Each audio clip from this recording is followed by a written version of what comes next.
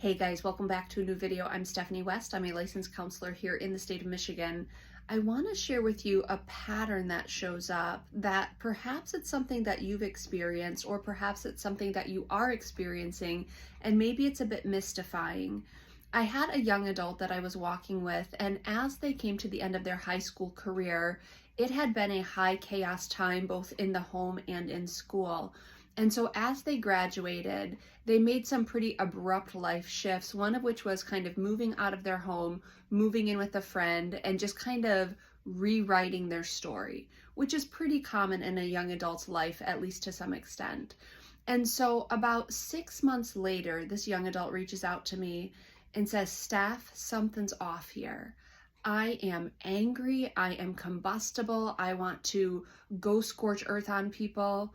And this young adult said, I'm fine. There's nothing going on in my life right now that would explain this. I don't understand why I'm so sensitive. I'm highly emotional. I'm so combustible. What's happening? And I said, I suspect that you were in survival mode for a really long time. High chaos in the home, high stress in the home, high chaos in school, high stress in school. And now you've moved out of that.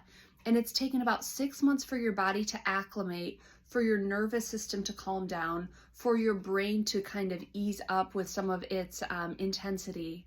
And now you're just kind of having to deal with the residual effects of the fact that you spent a lot of time in survival mode, in high chaos. And your whole goal, it wasn't to process feelings or to feel, your whole goal was to survive.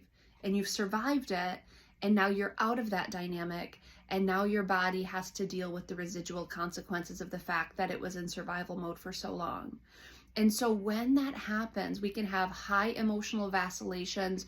We can have what feels like irrational eruptions. We can have a lot of intensity show up because our bodies did what they needed to do to get through a situation. And now that that situation's over and we've given time and space for our body to adjust and calm itself down, now we deal with the emotional stuff. And it can be really tough to kind of, walk with someone through the disconnect of, you're right, you're safe now. And it feels like there's no reason for your body to be over responding. But it's because you feel safe now that your body and your brain is starting to process the season that's behind you. That's a good thing. It means you're feeling your feelings, but it can be really ick because if you were in survival mode, that meant you weren't feeling your feelings. You were on autopilot just trying to get through it. And when we suppress stuff, when it traps in our body, and now your body is starting to process, your brain is starting to process, and you're being invited into processing things that were probably really difficult for you, which means we put emotional vocabulary to it. We start to talk about, what did that actually mean to me? What maladaptive choices did I adopt that maybe aren't serving me anymore? This is where the work comes in. But your body and your mind are actually ready for it. They're actually prompting you into this by saying, hey, we're safe now. Let's deal with it. It can be really unsettling. It can be really scary.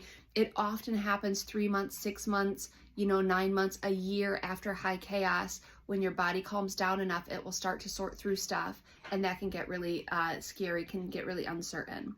But what I want to encourage you, if you go through that, if you notice that your body has calmed down and now your emotions are ramping up, walk with someone. Find a therapist, find a trusted mentor, find an advisor, someone who can kind of speak calmly into your life as you go through the volatility of reorganizing emotions.